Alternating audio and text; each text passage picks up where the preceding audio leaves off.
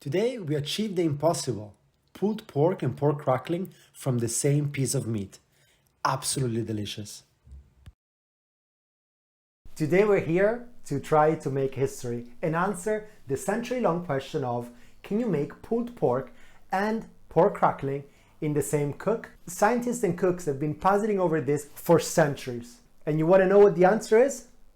Well, let's find out, shall we? So we've got rolled pork leg, deboned, and we asked the butcher to put skin on top of it. So first things first, we're going to give this a pat dry, take away some of the moisture that naturally forms. Let's start off with making some zigzag scores on the skin. And you can ask your butcher to do this, or you can do it yourself at home if you have a sharp knife.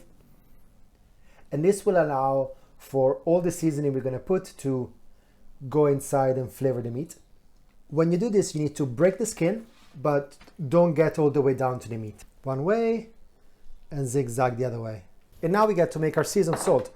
So I got fennel seeds. We're gonna add a good amount of salt.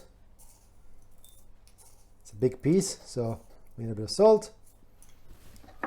And then we crack this all together. And the fennel releases this amazing smell that goes fantastic with our pork. We can then use some nice olive oil. Just go and coat the piece of meat, give it a nice little massage. And this oil is full of polyphenols, so the smells coming out of it is fantastic. And now that we've got this, we start adding our seasoned salt. And on the skin, we're trying to go and massage it kind of hard because we want it to go through this zigzag that we created, see? And it's very important to make sure that the skin is nice and salty because the salt will help a lot in creating that amazing crackling we all love. So our pork leg is done, and now we need to prepare the base, which is going to create the gravy at the end of our cook. And the base is pretty straightforward. We have some celery. We'll take an onion or two, depending how big your onions are. Mine are pretty small. Just cut them in eighths. In they go. And the red bell peppers. The peppers, being a little bit sweet, is extremely complementary for the pork. And it creates a wonderful gravy. Just break it off in chunks and just throw it in. And this is our bed. A little bit more extra virgin olive oil. This time we're going to use a little bit of moraiolo from Pasta della Palomba. In it goes. Let's just make sure all the vegetables get a little bit of the oil. Pork goes in. We can put the probe right in the middle so we can keep an eye on how it cooks. And now, this is the crucial thing. And this is the time when you need to pay a lot of attention. The oven is at 250. That's very high. So we put the pork leg in, we close it, and we stare at it. Because this is gonna make the crackling really, really quickly. So we keep an eye on it, and we make sure it doesn't burn. So stir it like a hawk. It's probably gonna take about 20 minutes, and then as the crackling forms, we change the temperature of the oven for the cook. We're reaching 30 minutes, and I've not moved from this kitchen, kept looking at the crackling, and check it out now. Crackling has pretty much formed. And this is where we change things a little bit. We're gonna add some sweet dessert wine, just at the bottom. You can add apple juice, you can add just some beer. And at this point, we also lower the oven. We're gonna do this cook at 140 degrees Celsius. And now we're gonna add some water to the bottom of the pan. It's gonna make a gigantic mess. But what we're trying to do is create a little bit of water vapor in the oven and just allow the moisture to kind of remain in the piece. And this is also going to help to lower the temperature much quicker. So this goes in 140 degrees, and we're not going to do anything until it reaches at about 70, 75 degrees internal. And then I'm going to show you the crucial bit to achieve crackling and pulled pork. So the pork leg has been cooking for 2.5 hours. It got dark outside. And the steam is all the humidity we added. Crackling is still fantastic. And we have an internal temperature of 72 degrees. So now we gotta do something in a delicate fashion without making a mess, which for me, as usual, it's difficult. All this juice here, this is the foundation of our gravy. And this is all the fat that has melted down. And then we're gonna try to take it out and render it away. So at this point, we need to start thinking about wrapping it. So we'll just move it here. The thing is that if you wrap it, then you're going to ruin all that you've done for the crackling. So we can just cut this out. And now we carefully take the crackling off. And it's going to come right off.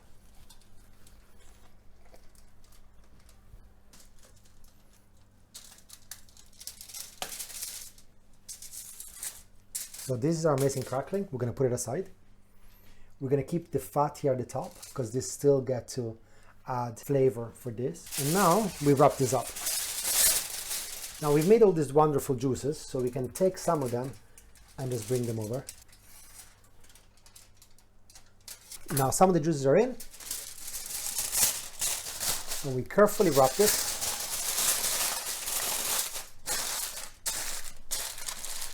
So we put this in a tray and back in the oven, same temperature as before.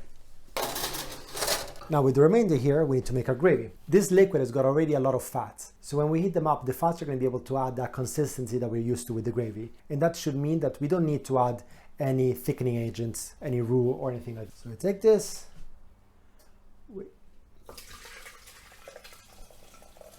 Immersion mixer.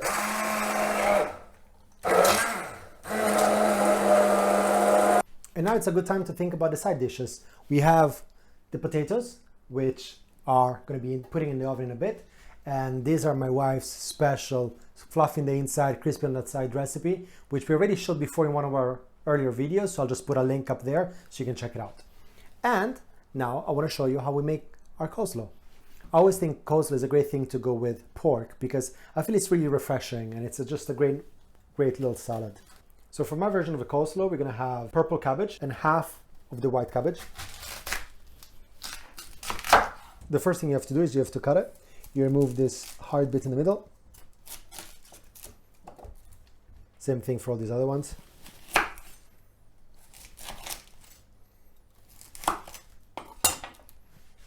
And then there's not much to it. You just try to cut it as thin as you can.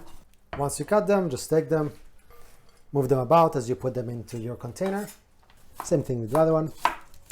This one goes in as well. Try to make as much of a mess as possible. Now we need to do the crucial bit, which is the dressing for the coleslaw. Now, the ingredients fundamentally are 3 or 4 or 5, depending on how you want to do it. We're going to be using apple cider vinegar, Dijon mustard. We wanted to do a homemade mayo, but kids were crazy today, so we didn't have time, so store-bought. Salt and pepper, and I wanted to put some celery salt, which I just discovered I don't have it. So if you do, put it. Nice. Now the quantities are all depending upon the taste, but ballpark, 1 tablespoon of Dijon, 2 of mayonnaise,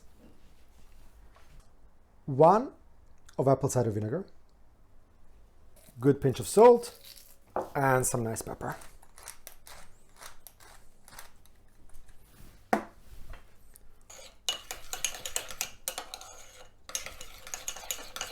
Then we give it a little taste. So we need a little bit more tanginess.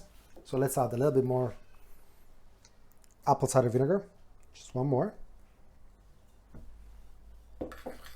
And just a touch more salt, and then that will be us ready. Now, my advice is always to make a little bit more than what you think you're going to need, because you don't have to put all this in one go. Just put a bit and you mix it around. And then you see how it gets absorbed. Then if you need more, you add it. Otherwise, you just put it in the fridge and you can use it as a salad dressing. And then, to top it all off, the secret ingredient, carrots. Because carrots give that sweetness. So when this is a little bit acidic, putting some carrots in it, I feel just completes the coleslaw. So you can cut them very thinly, or you can use one of these peeling things. And this is us done. So we added the carrots. I actually made a little bit more sauce because I felt I needed a little bit more, tasty mayo and mix. And here it is. Let's give it a taste. Delicious. So this can go in the fridge. And you can stay in the fridge actually for a few days, so you can also make a bigger batch. I think today we're going to finish it. And finally, 4.5 hours on the clock, we got to the perfect temperature of 95 degrees Celsius on the leg. This thing is looking fantastic. So we can move the leg back on the cutting board. falling apart already. Delicious. And we get to put back his little hat back on. This one we just quickly warmed it up again.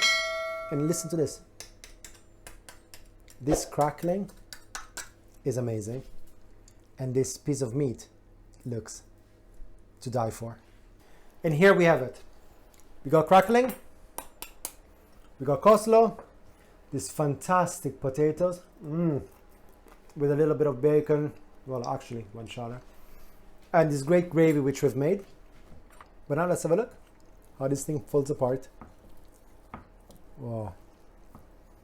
This looks amazing.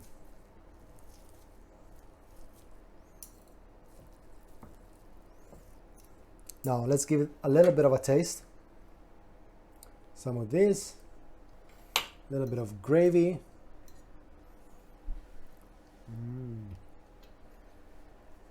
Delish. So much flavor. The gravy really brings it together because the pork leg is a nice piece of meat which has a good amount of fat, not as much as the shoulder. So a little gravy goes a long way. And hope you like it. Put a big thumbs up and buon appetito.